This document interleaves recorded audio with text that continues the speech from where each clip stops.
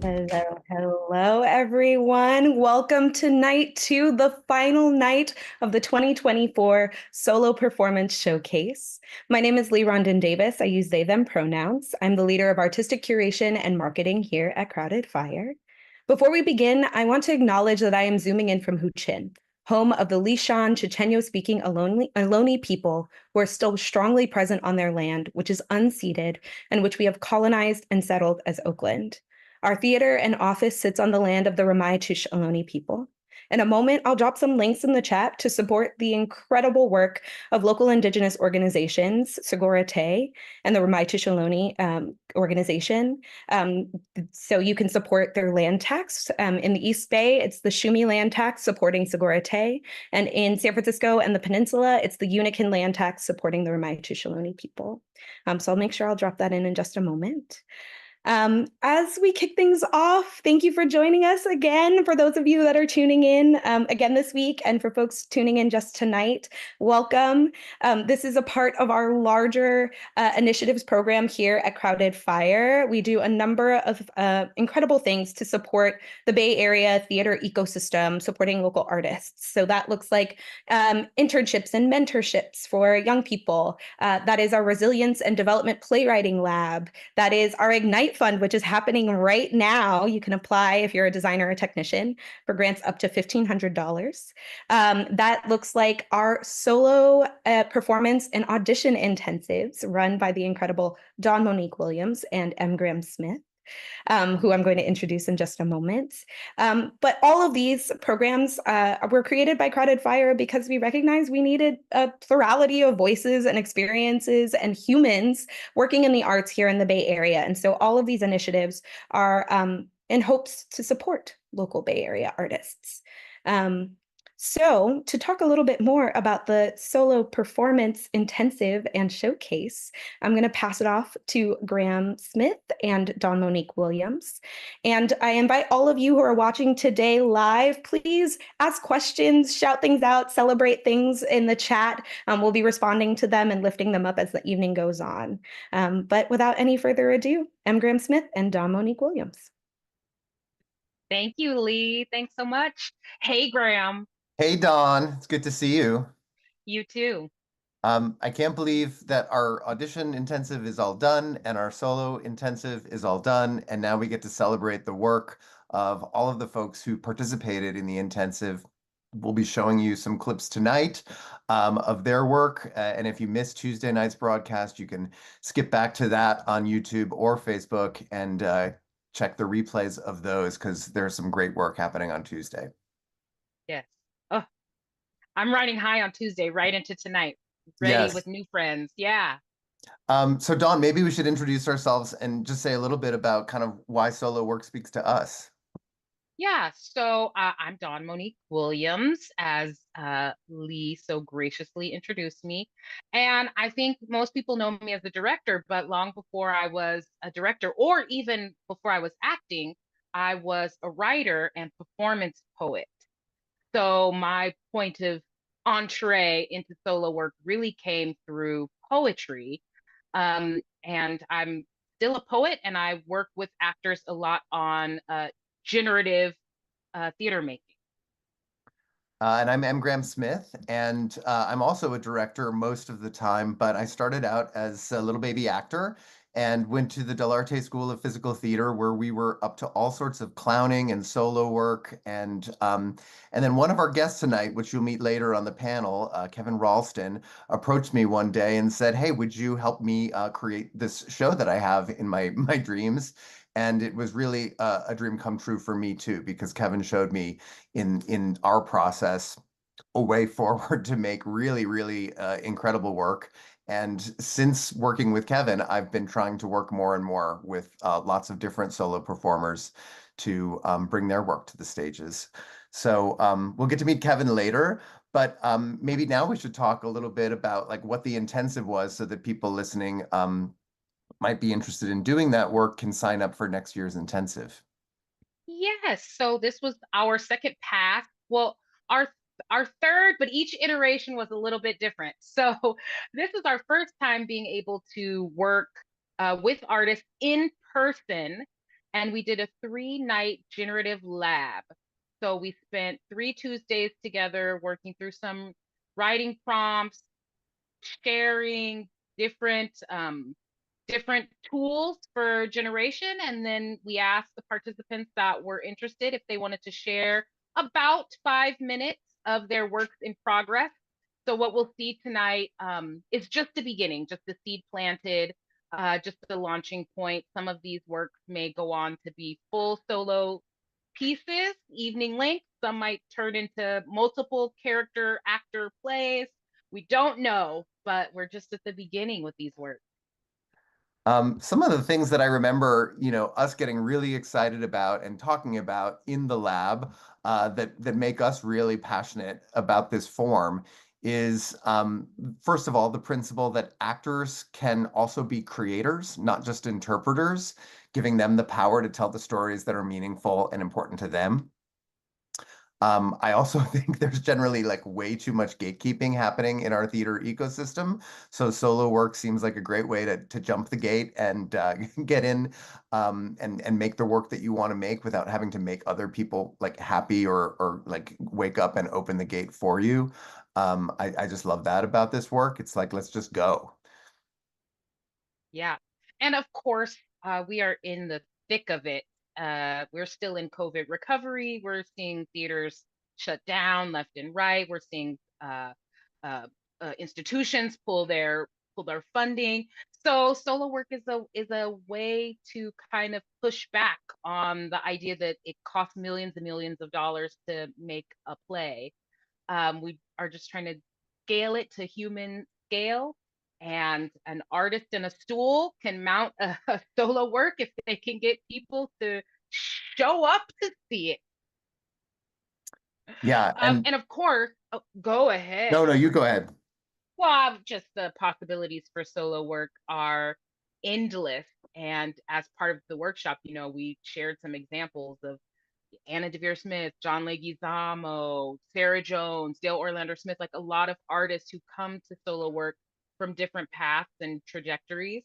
So it can be autobiographical, it can be verbatim, it can look a lot like stand up, it could be not text based at all. So there's a real opportunity to subvert what it even means to do a play. I love it. So as we said, we got all of these folks together who've created some 5-minute nuggets for you from the solo intensive. So I think we're going to move to that now. We're going to see 3 pieces in a row.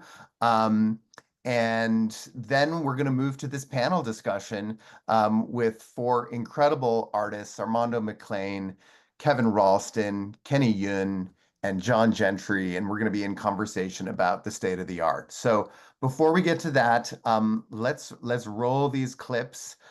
We've got John Trenchitella, Alana Darby, and Danielle O'Hare. In the play, I Never Sang for My Father by Robert Anderson, the protagonist talks to the audience about the death of his father. He says, "Death ends a life, but it does not end a relationship," which struggles on in the mind of the survivor for some resolution that it never finds. Resolution and memories are like clouds on a winter's day after a storm. They're beautiful when they're viewed from a distance. I had a privileged childhood. It wasn't easy and it wasn't pain-free, but it was privileged. Part of that privilege was vacations and weekends at the Jersey Shore. One particular vacation, 1969, I was 6 years old. My father announced at breakfast that he wasn't going to the beach with the rest of us, my brothers and my sister and I, and my mom, that he was going to go up to Atlantic City to visit his cousin Nan. I said, "Can I come with you, Daddy?" He looked at my mom and said, "Mary, Johnny wants to come with me." My mom said, "Johnny, are you sure you don't want to come to the beach with us?" "No, I want to go with Daddy." "Well, I guess it's okay. I mean, the ladies will be thrilled to see you." So when we dropped the rest of the family off at the beach, I climbed into the front seat of the big white station wagon. It was a 60-something Impala. The interior was red. My feet didn't touch the ground. And of course, there was no seatbelt. The driver's arm was the seatbelt. My dad always kept his arm out the window when he was driving, his left arm. And it was always darker in the summertime than his right arm. We didn't have sunscreen then. So we're driving up Route 9, and he says to me, looks and he says, "Johnny, I gotta talk to you about my cousin Nan." "What, Daddy?" "Well, the thing is, there's something you need to know about Nan." "Oh? Yeah, you see, Nan is different." "Different? What do you mean she's different?" "Well, you know she lives with another lady." "Oh yeah, she has a roommate." "Well, yeah, it's more than a roommate, John. It's you see, well, Dan and Alice have been together for a long time." "Oh, they must be best friends."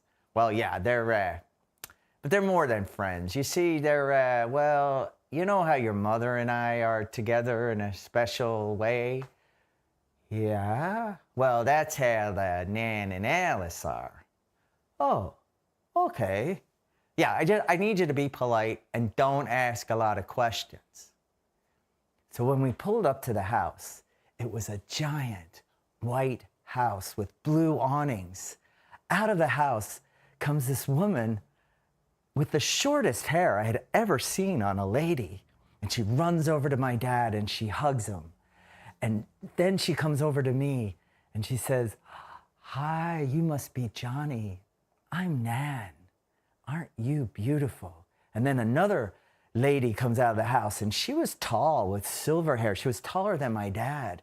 And she hugged my dad and then she came over and said, "Hi, I'm Alice. We're gonna have a great time today." And then two little fat brown dogs with long noses and little legs came out of the house. This was Teddy and Eleanor. Nan and Alice were big fans of the Roosevelts. And we did have a great day. I swam in their in-the-ground pool. We had burgers and ice cream, and the dogs swam in the pool. When it was time to go, there were hugs all around. And Nan handed me a $20 bill. Wow. Wow. Thank you for the boardwalk. Please come back. They both said, "Don't be a stranger. Come back." I never saw them again, and I don't know why.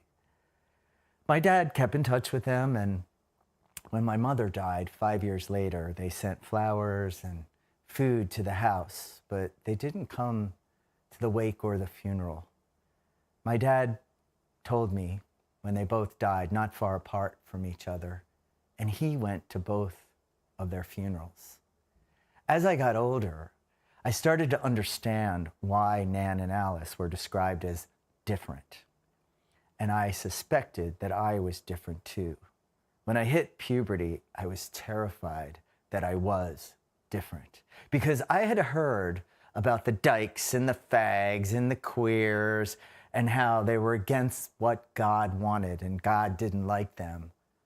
I don't know where I heard that from, but I know today for sure that I never heard that from my father.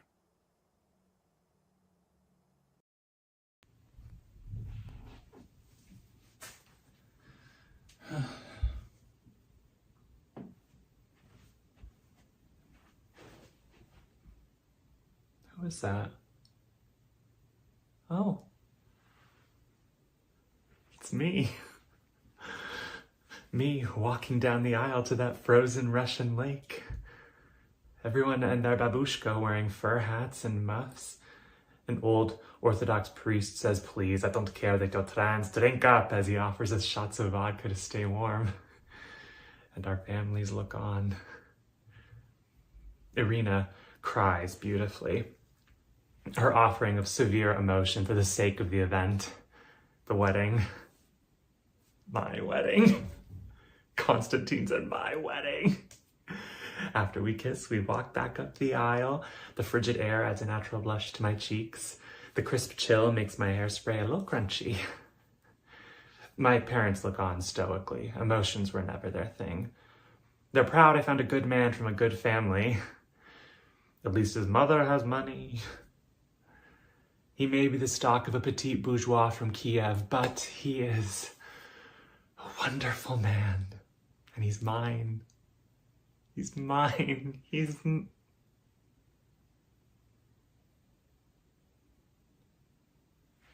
And the vision crumbles. Oh, it wasn't a crisp chill, it was hypothermia.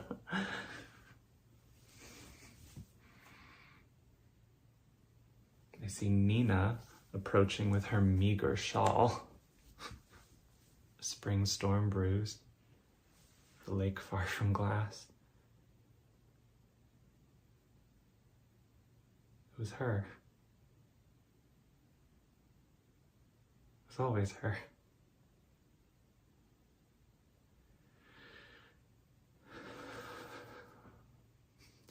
My parents will see me walk down the aisle. I will grant them that honor. They shall have a daughter who brings them home good stock like the soup. And even though my bed will be small and the walls shake in the wind and we only have one cow, they shall be proud of the man that I marry. And Constantine and Nina shall prance off into the sunset, waltzing along that frozen lake. Horns crescendo, strings glissando. And I'll stand on the shore wondering, what is it to be happy?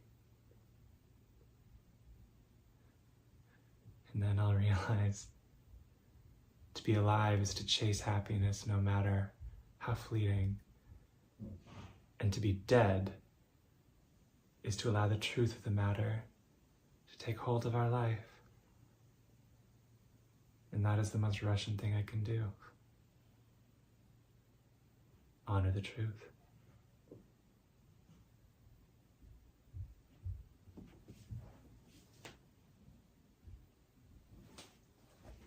Okay, let's send that one. Hi. Hi. Oh my gosh. So good to see you. Hey, sorry, my Zoom was acting up. How are you, honey? Oh my gosh. How's college? Good. Good, good, good. Okay, so glad. Listen, I wanted to tell you this funny story. Can I tell you the story? Okay, so I recently found this box of old letters. I've been looking for my old journals. I used to, I always have written in journals and I've been wanting to do something creative with them, but I couldn't find my journals. Instead, what I found was this box of old letters. In the back of a closet, there was like this treasure trove from my past, these handwritten notes, some from friends, some I still know today, some too, and others, I haven't talked to in years and years. And it was from a time when writing letters was a thing, like an actual pastime, like a hobby like that people had. So I found this box. I was excited about the box. And then I started dreading the box. Why? Because I knew that exploring it would be emotional. Like I knew each little envelope is its own little time machine with, the specific smell and addresses and names from maybe some people that I haven't talked to in years. Although I was excited, I was also just really nervous. Oh, it's going to take an emotional toll to go through this box. Okay, so then weeks went by and I hadn't opened the box. And every time I went into the room where the box was, I felt like the box was staring at me. I felt like the box was like, open me. So finally, like Sunday afternoon, I was like, okay, I'm going to do it. I'm going to open the box. Can we open it together? Okay, I want to show you.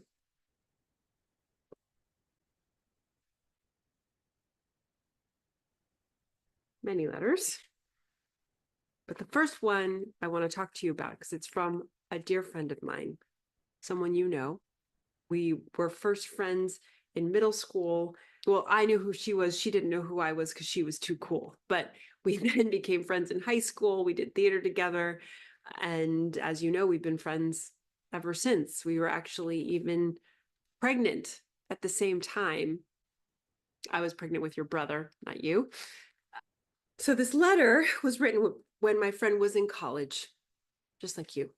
She was prolific in her writing. Like she would just write and write and write. And when someone writes, they expect a response. And I felt like I couldn't keep up. Either way, her letters are funny and full of her life at that time and very raw. And there's like no holds barred. Oh gosh, even the smell.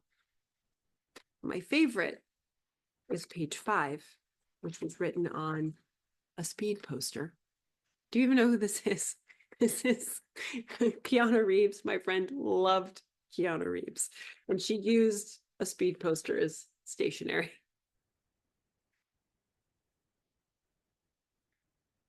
But the letter also contains a secret, really like a bombshell. And I want to share it with you. Can I read you the letter? Oh, you have to go. You got to go to class. Yes, of course. No problem. Well, next week when we talk, I'll read you the letter. It's important. Okay. I love you. All right, take care, honey. Love you. Bye.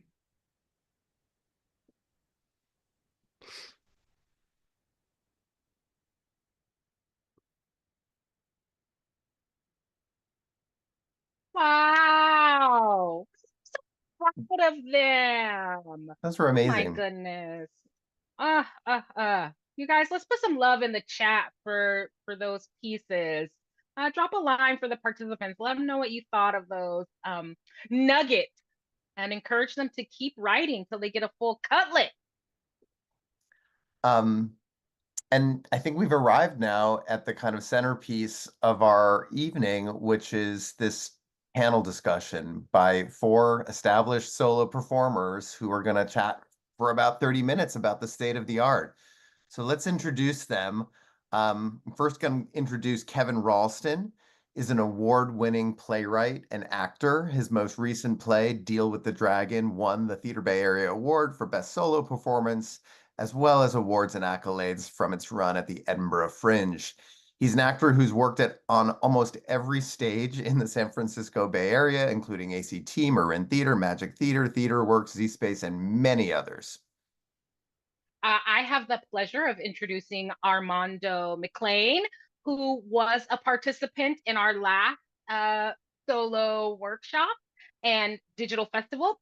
Armando has been working at the Oregon Shakespeare Festival for 6 seasons in both Shakespearean productions as well as contemporary plays like the Jane Eyre this summer. He has performed off Broadway at Tofana as well as the Repertory Theater St. Louis, Pasadena Playhouse, and you may have seen him in the TV show Quantum Leap. I know I did. I have the pleasure of introducing Kenny Yoon, who's taught, directed, and coached solo performers for 15 years. His award-winning performance backgrounds include classical and modern plays, stand-up comedy, and solo theater.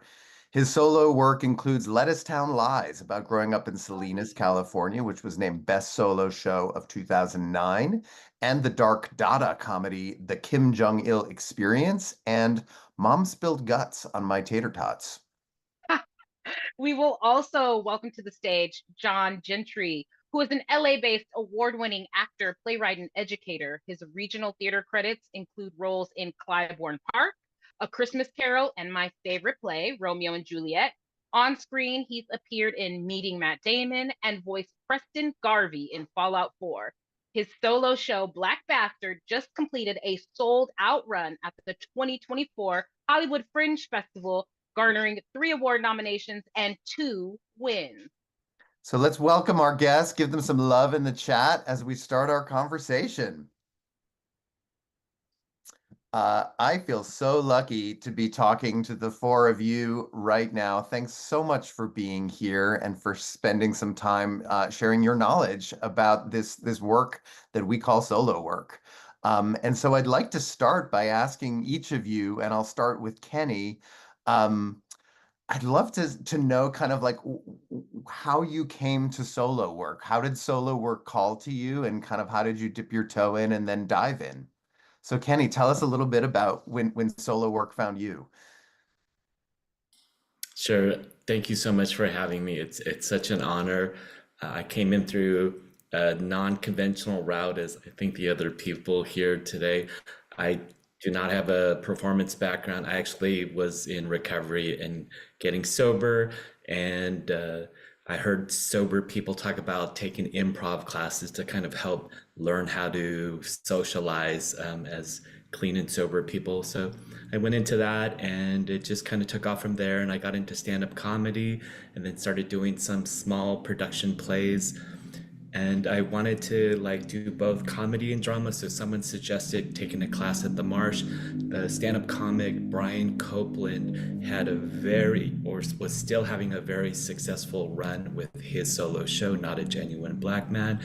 So I took my first class with David Ford, and I was just really, really hooked from there. And it was a fantastic, supportive community. And like we just saw so many different styles and forms where I could start kind of experimenting and seeing what I wanted to do. And over time, they just pretty much changed the kind of forms that I was playing with.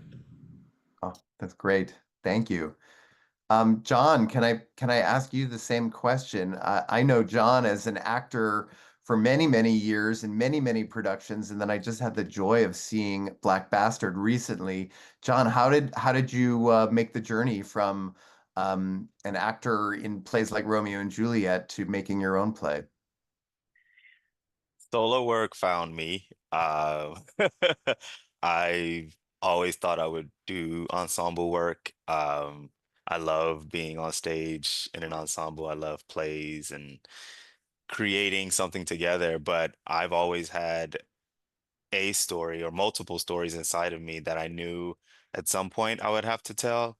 And I don't know, I think in the past 3 or 4 years, I just started watching more solo work, attending more solo shows just to kind of see what the form is like.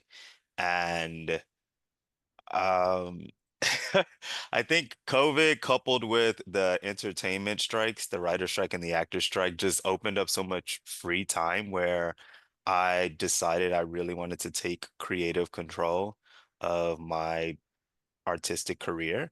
And I don't know, coupled with some therapy and some much needed overdue discussions with my mom, I finally just started to like, hey, let's write a story. Um, and I didn't know what it would look like, but I knew that I really wanted to honor the truthfulness of the story, and so I had to tell it myself to start. And so I just took on this solo performance feat and put on 20 different hats. Realized solo work is a misnomer, is you not alone. Um, and yeah, I mean, now I feel like I've cracked open a whole other dimension, and I'm just excited to continue discovering and exploring and creating more shows. Yeah, I think the last time we talked, you were like, it's a trilogy, so can't wait for the next two to come. Kevin, can I toss the question to you and ask, like, how did you find your way to solo work? You were working all over the Bay Area in scripted performances that other people wrote, and then all of a sudden you found yourself writing a play. Yes, out of necessity, because I love what you and Dawn said about jumping the gate and pushing back, a way to push back. For me, it was also controlling casting, because I did forensics in high school, which a lot of people don't know what that is. It's kind of like when you work for the mime troupe, you have to keep explaining to people it's not that kind of mime. It's not that kind of forensics. It's like a performance of literature, of prose, of drama.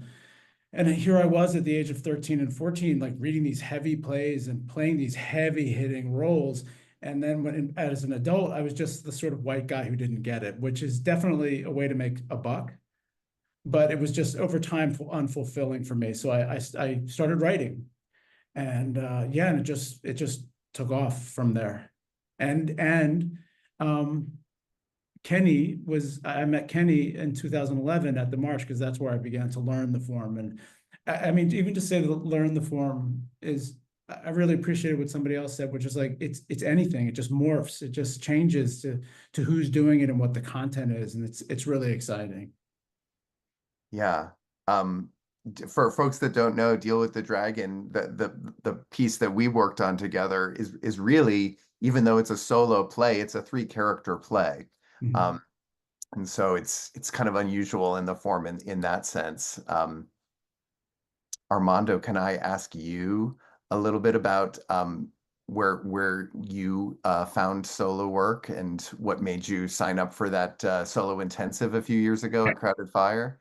Yeah, I mean, it's always been like something I've flirted with growing up and stuff. Like Don mentioned, John Leguizamo, like he came to San Francisco and did Freak at one of the theaters, and my mom actually took me to that, which was an interesting experience to be watching that show with your mom next to you. And then Anna Deavere Smith as well.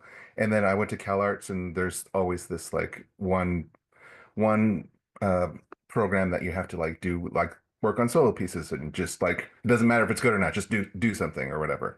So I've always been like sort of dipping my toes in it and stuff. But it was really the intensive that like had me like sit down and like actually write something from my perspective. And I've always had this strong drive to talk about grief, just because I've experienced so much of it.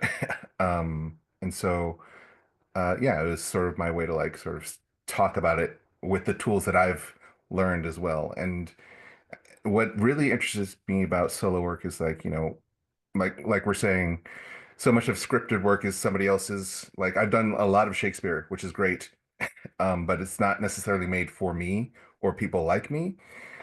So to have like something that's I can bring my full authentic self to without trying to fit into anything else is what is really exciting for me about it. And I'm a fledgling solo artist. I'm still getting my feet out there and everything like that. So I'm not as established as everybody else, but I'm happy to be here.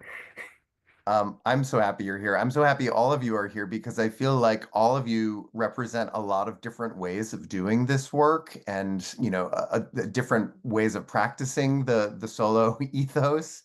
And I wonder if we could talk a little bit about, each of your practices and kind of what it looks like for you to be like, okay, I'm going to create. How does that look, for each of you? And I'd love to start with John, if that's okay, and just hear a little bit about like how's the practice, work for you?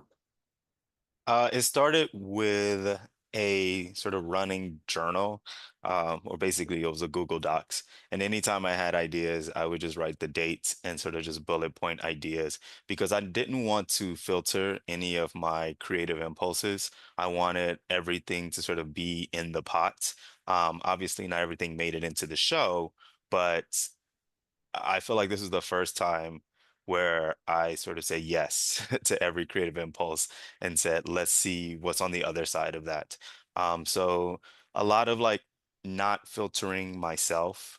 And once I had a ton of ideas down, then I sort of just structured it, outlined it, in terms of like, where do I want to start the show? Where do I want to end it? And like, what are the stories I want to tell in between? Uh, and then from there, I just started writing as much as I could remember because my story is very much rooted in personal narrative. And some of these stories I hadn't thought about in years. So I just sort of like, I locked myself in a room for 2 days over the holidays and just wrote as much as I could. Um, and used that clay to then sort of like carve out what ended up being the play. And a lot of my tools, once I started rehearsing, were very much rooted in what I've known from the theater. So I was still very much like, this is like any other play, but it's just me and my director. Thank you. Kenny, can I turn that question on you and ask you a little bit about your practice and kind of where a work begins and how it evolves? Sure.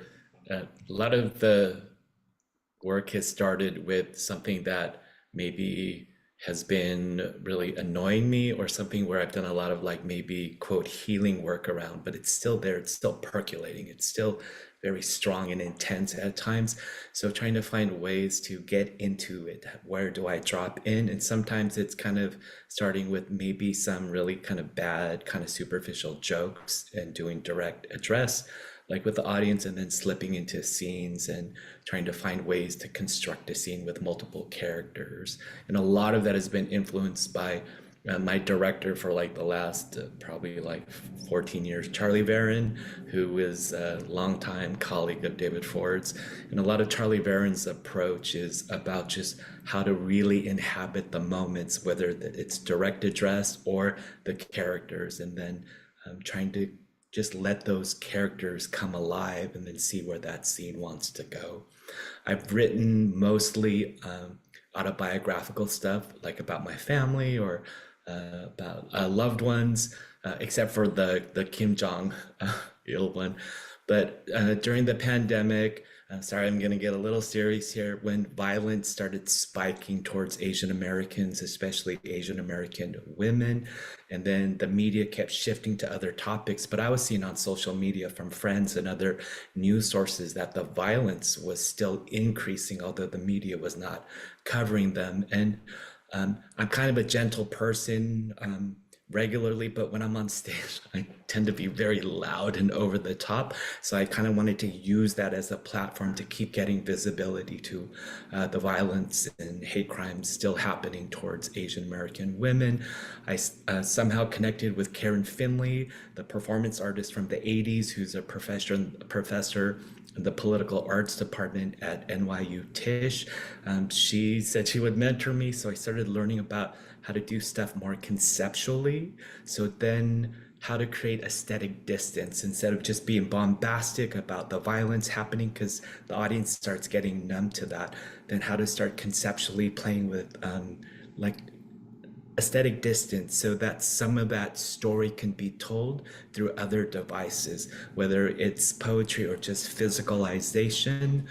And then this summer, I went to my first, unlike Kevin, John, and Armando, who are like longtime trained actors, I went to my first full-time conservatory here in New York at Lucid Body, and it had like many instructors from Tisch. I don't know, Tisch has just been such a blessing for me, and their focus has been about the body's impulses.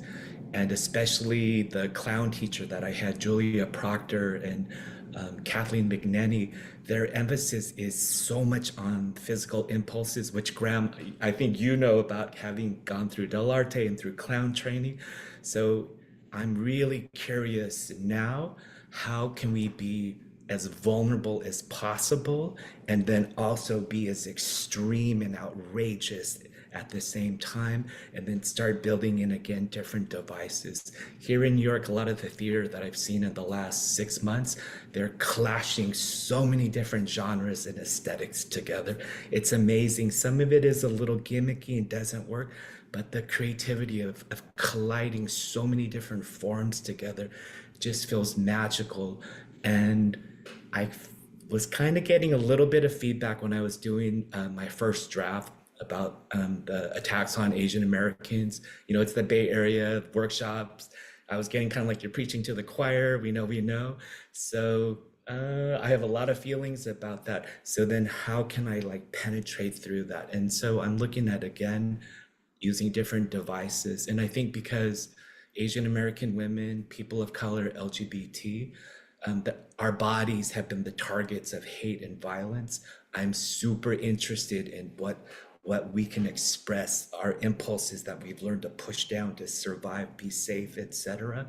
This is what I'm super interested in. So I'm just getting a lot of training from as many teachers as I can while I'm here in New York.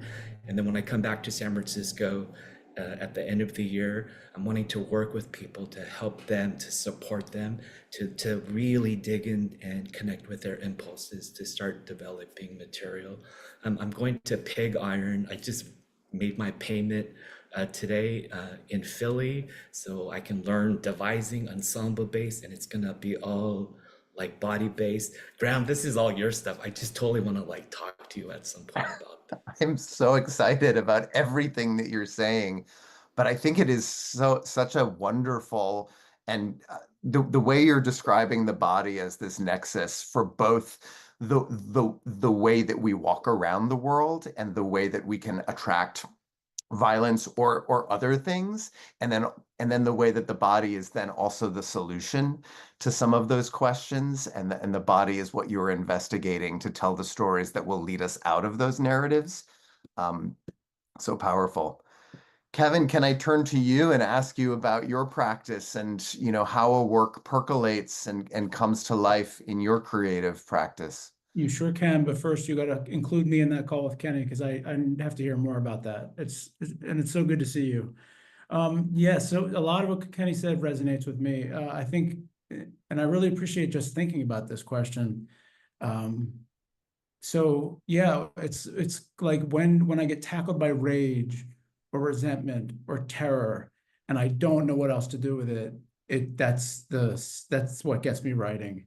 And I usually like to turn it into fantastical or absurd. And I'm very into the world of the absurd, as you know, Graham, in this past year. No surprise, surprise, surprise. Yeah, and then I'm a lover of learning. I love learning. I love being in a classroom. I love being in a studio. And so that was my early on and continues to be my practice of just getting in the room with other people at the Marsh with Eugenie Chan at Playwrights Foundation or Playwrights Workshop. I forget which one is which.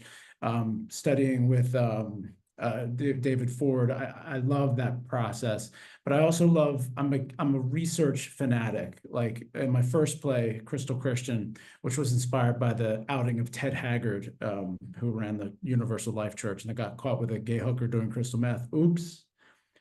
And yeah, so it was about queer sexual diversity in the wild, and I went to to observe some species that exhibited that behavior. And then there's just the work. And I was told early on, it may have even been David Ford who said this, which is you never learn how to write a play. You only learn how to write this play. And that was helpful for me, that there's no plan. There's just guessing in the work. Yeah.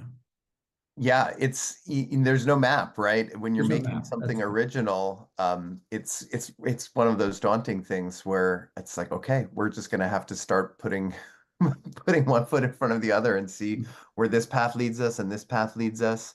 One of the things that occurs to me, Kevin, having worked with you, and I promise I'll stop doing this kind of insider thing, but I just want to lift it up because it's different than working on a scripted production that is written by a playwright and then handed to a director, because in those circumstances, often you have like a tight 3 weeks of rehearsal. But the generative process that I think all of you are talking about engaging in is a much kind of different timeline, and that's also just an adjustment to make if you're coming from a more traditional theater world. Armando, I'd love to ask you a little bit about your process, and what your practice looks like. Yeah. Yeah. A lot of what has already been said, just been echoing, putting stuff out there and just seeing what sticks, but also just having that conversation with collaborators, you know what I mean? Like what works, what doesn't, like being challenged in certain ways and just like, do we really need this or is what are we really trying to say? And that question has been like at the core of I think the need for me to do this specific piece because my piece is about grief and I just don't feel that um in my experience we have a lot of we're comfortable with it. There's not a lot of comfortability with it, and people get awkward and weird and strange things happen in the midst of grief when all we're just trying to do is know that we're not alone and that we will get through it and find a way through it somehow. And so my drive is to create empathy, and I think theater is one of the greatest places to do that because you're in the same room, breathing the same air, experiencing it all at the same time. And I think that's why the solo piece in a theater setting, I think is so powerful. And I think that's why that's been my sort of driving force in terms of like how I want to do this work from a place of empathy and a place of connection and hopefully to like share tools and lighten the load of other people that are watching it as well. Like we'll go through this something together, but we will also, get through it together. That's sort of been my drive in terms of like my intention with this work. Um, yeah, and I'm still working on it. I'm still, making it happen. But through conversations with you and other collaborators, it's just been getting more and more apparent that I just need to like sit down and do it. And I like structure, so now that I finally have landed on a structure, I think I can, totally dive in and finish it. Oh, fantastic. There's a lot of people waiting for that performance when it's done. So we're rooting for you. We don't have that much time left today. We only have about 5 or 6 minutes. And I'd love to just go around and ask each of you kind of where you're going next with your work. Is there any kind of, spin or slant or thing that you're investigating next, that you want to share with us? And then maybe another question, um, if you could give yourself, when you started this work, one piece of advice, because I know that there's a lot of solo artists who took the intensive that are watching and listening to this broadcast. It might help them to kind of understand a little bit about what's on the road ahead, from some folks with a little bit more experience. So, John, I'll start with you again and ask you kind of where the work is going. Um, and kind of what interests you about what's next, and if you have any advice for any of our solo artists, or for John before he started the first word of this project. Yeah. So my show, Black Bastard, is still very much in development, at least in my mind. I started writing last December, and did my first performance June 6th, at the Hollywood Fringe, and then came up to the Bay to do a few performances. But I always, like, I had for the Fringe, I had to get it within an hour, and I always knew there was more I wanted to add. So I've been workshopping a couple of additional scenes that I want to add, and I really want the show to really respond to the moment. I've always wanted my work to be not only like timely but timeless. And so I'm excited to kind of get back into the script and really punch up, I guess, certain moments that I think just need to be really heard. Um, And yeah, it is the first in a trilogy. So I loved what Kenny said about different forms sort of like clashing and merging together, because I'm excited to explore different theatrical forms in part two, um, of the trilogy. And part three is very nebulous, so we'll get there when we get there. But if there was a piece of advice I could tell myself when I started, is to release the ego. Um, my very first performance of my solo show, I wanted to quit 3 times because I was so nervous, and I couldn't believe I was actually sharing this story in front of people, and I didn't think I would be able to get through it. Um, and when I did, I realized I've already lived this, so I don't have to it's not about me anymore. I don't have to worry. I need to release it to whoever needs to hear it now and let them receive it so that they can do what they will with it. But I had to I had to take the focus off myself. I had to get out of my own way and just get on that stage and play. And with each performance, I found more and more of that playfulness. And yeah, I can't wait to do the show every single time now. And I can't wait to bring it back in 2025.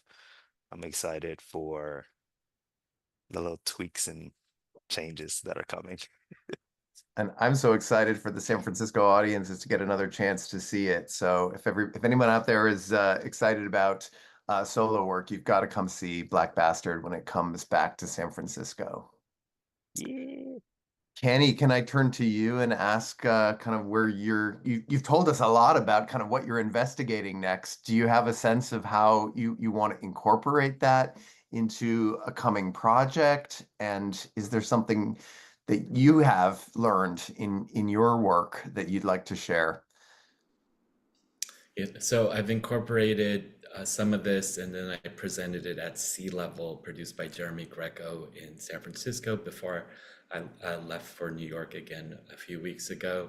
And I'm developing a play, but I'll skip that for now and focus on solo. I'm working with solo performers and incorporating much of what I've learned. And what I've really learned is that Again, Red Nose Clowning incorporates so much Lecoq pedagogy, but it makes it accessible to people who do not have like a formal theater training background, and the results are very similar. It's incredible.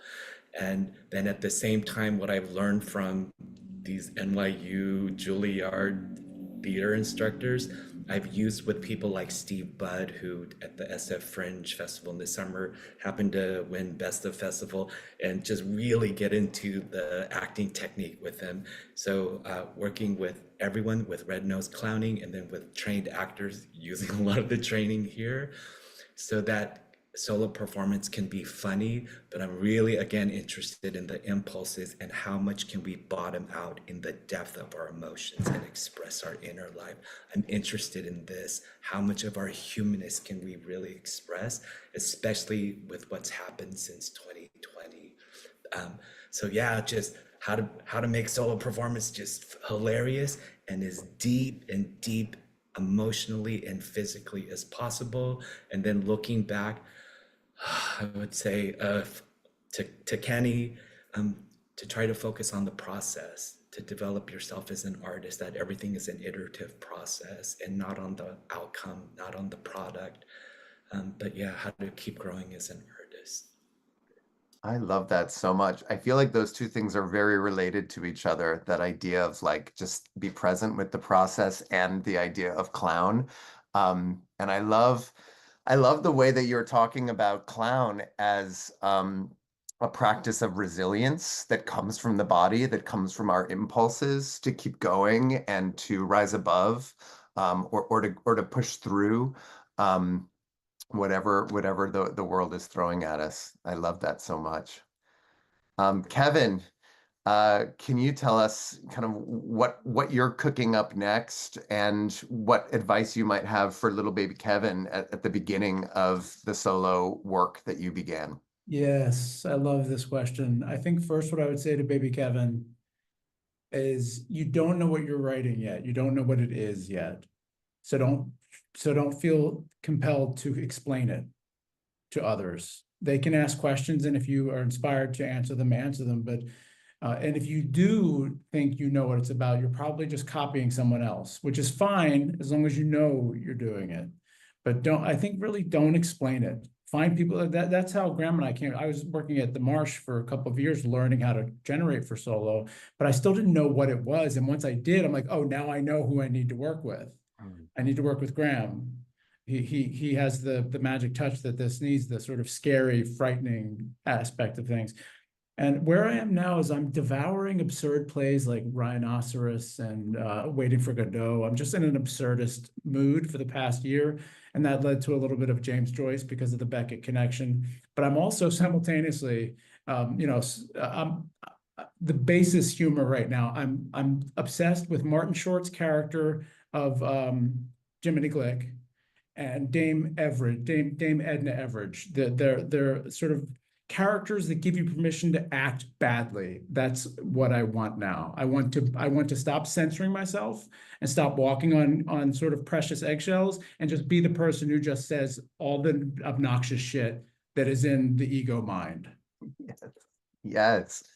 Another callback to destroying the ego as part of this work, which feels like a connection between all three of you.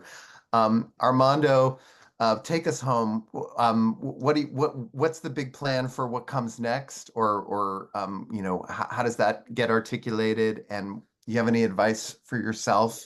You could go back to the beginning of this process. I'm gonna finish it early next year and get a reading of it done, and then seeing what happens after that, because I just need to get it out. I just need to get it out and share it and see if it's and see what I got. Um, and the advice that I would give myself is literally like block out time for myself. Like don't get caught up in everyday day-to-day stuff. Like literally, this is the day where I will work 6 hours on this play. Nothing else disturb me. Like literally block out time for myself because I'm always there for other people to do other things. So to really like just invest in myself as an artist and as what I have to say to like focus, block out that time That's what I would say to myself. And that's what I'm going to be doing over the next like couple months. So, because I need to get it done and share it with you. That's great advice. It's amazing when you work for yourself how often you can put off doing things that you know you need to do for yourself. So, I think that I speak for everybody watching this broadcast when I say we are all eager and excited to see the work that you'll do next, each and every one of you. We are looking forward to it. And so when you're in those solo spaces, please know that there's a crowd of people outside those spaces cheering you on, rooting for you, and waiting for the work to emerge. It has been such a joy to be in conversation with you all today. I feel like I've learned so much about this craft that you practice, and yeah, I'm so grateful for all of your wisdom and insight tonight. Thank you so much.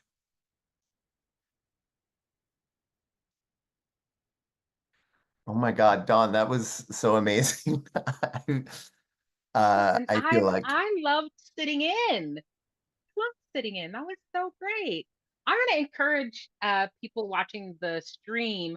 Graham and I and these panel participants, we are live here in the Zoom studio. So please drop your questions, comments, reports in that chat, and they will make it to us. Lee is making sure to communicate anything that you all are putting in the chat over here. So let our panelists know that they are the dopest. they are the dopest. I'm still kind of getting over my like brush with fame and amazing artists as I come out of that conversation. But now we've got 3 more clips from our Solo Performance Lab artists to share with you. This is Andre K. Jefferson, Karina Vasil, excuse me, Karina Vasilevska Das, and Delaney Bentilo. Hey, man. Look at y'all. You're still beautiful. Look at you, Junior. You're getting big, son. Look at y'all, miss y'all. I see you, Mama. You did good on her birthday party, babe. Well, you just turned 3? I seen you. I was there. I was at the party, mamas. I was there. You didn't see me, but I saw you.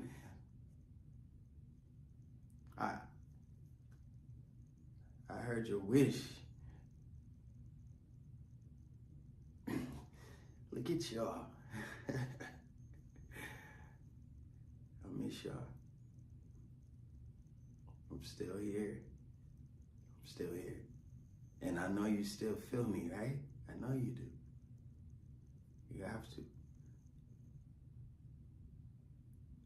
Don't cry. Junior, be strong. Be strong for mommy, okay? Be strong. This is always the worst part, you know? I felt like I had to. I thought I did.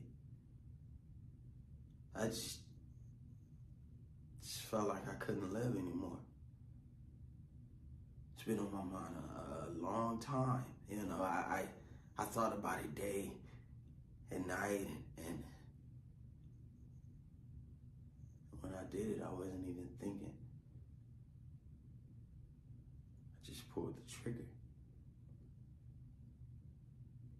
Kind of hoping that the gun wouldn't go off or God would stop me. Like grab my hand, take it away, take away the emptiness, you know the pain, and you were all I thought about. I hear them, they say I was selfish. I didn't think about my family, but you were all I was thinking about. I just thought you'd be better, you know? I didn't expect the pain, and I didn't expect to have to watch you go through it. I'm sorry.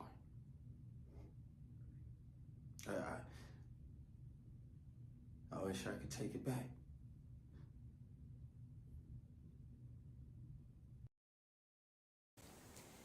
It is dark. I'm sitting in a white Toyota SUV, a United Nations vehicle. The air is brimming with emotion. I've just seen the Twin Towers collapse for the first time on a TV screen at an outside bar in Pristina, the capital of Kosovo. It is year 2001 and Kosovo is just emerging from an ethnic conflict that has left charred houses, minefields, and countless graves in its wake. I am a voter services supervisor, aiding with democratization, and that's an actual term, of Kosovo. There are 4 of us in the car. One of them is my future husband, Michael. All names are pseudonyms, by the way. And I am yet unaware that anything conjugal will ever take place between the 2 of us, because there are 2 other women in the car, Elizabeth and Claudia. Strange thoughts are cruising through my head as I gaze into the night. It was actually Michael who earlier in the day told me about a plane, and he definitely said one plane hitting one of the towers. So now, 23 years later, I put my anthropologist's hat on and will interview Michael over his breakfast about that day. Do you remember the real September 11th? Yeah, I was in Kosovo. I remember somebody said that some plane crashed in New York in one of the Twin Towers. I didn't think too much of it.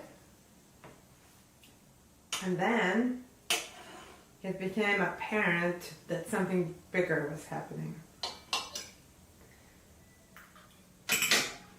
And I remember my friend Elizabeth Grant, who you know, maybe later that evening when we were going to the movie, she said something which is common belief and was then that American policy in the Middle East was responsible for it. She didn't express any sort of sympathy or compassion. She just went straight to what her reasoning was. Remember anything else about that day? Yeah, we all went to a movie. We all went to see Kusturica film? Can't remember, was it The Underground? Who went to see that film? Do you remember? You, my friend Elizabeth, and Claudia? Yes, and what else do you remember? Apparently it was awkward for you. I didn't think it was terribly awkward, but yeah. For whatever reason, you were not sure whether it was a date, since there were 2 other women there? Oh, I did not. I definitely did not think that was a date, Michael. Okay, well, that's good. I don't know, maybe Elizabeth also thought it was just she and I going. My last and most important question. How did it happen that in a place where there were like 3 expat men per every woman, you ended up 1 man per 3 women going to the movies?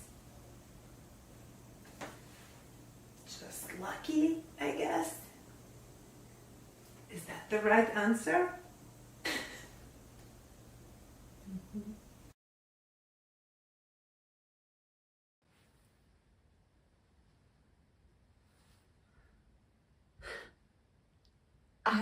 love his smile. I love his laugh. I love his mannerisms. I love his voice. I love the way that he moves.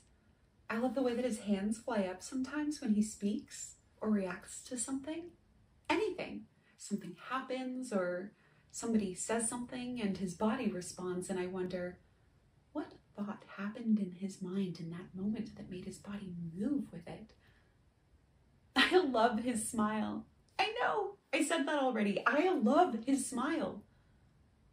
I love the way that he looks at me when he smiles. It feels like he smiles with purpose. Like he means something when he smiles. Like he's saying something with his smile. I love the way that when he speaks, he leans forward and smiles. I love the way that when he speaks, it feels like he speaks with earnestness. Such earnestness. Like every time, every little thing that he says, any little, even a side comment. Like he has so much sincerity and conviction building up inside of him at all times that absolutely must force their way out any moment, every moment that he opens his mouth. I love his earnestness. I love his smile. What kind of love is that? I feel attracted to him, drawn to him. I want to be near him. I want to be close to him. I want to be near his smile, close to his smile. I want to smile together. I want to smile together. No, I can't say that. I can't say that I want to touch him. I can't say that I want to be so close to him that our smiles touch. I can't say that I want our smiles to touch. I can't say that I love him. I can't say that I fell in love with him. Am I in love with him? How can I be in love with him? What does being in love mean? Am I in love with him? I feel like when I feel like I'm in love. I haven't felt in love many times in my life, or for very long periods of time in my life. I mean, it is rare for me to feel anything like this, and I'm not entirely sure that I've felt this before. What I feel is, I feel like I want to be with this person a lot. Like I want to be talking with this person as much as I possibly can. I just want to talk to him about anything, about everything. I want to learn about him. I want to learn everything about him that he would want to tell me. I love when he tells me about him. I love learning about him. I love that he doesn't ask me a question back when I ask him a question. I love that I can ask him a question and he'll answer with earnestness, of course, and so many smiles. And then when he finishes answering about him, he doesn't ask me back. You know, when you ask someone something and they answer and then they say, what about you? And ask you the same or same-ish question to hear your answer. I love that he doesn't do that. I love listening. I love learning. I don't always feel like talking. I love that he doesn't put me in a position to have to. I love that he lets me listen, lets me learn about him, and then lets it be. Delaney, aren't you gay?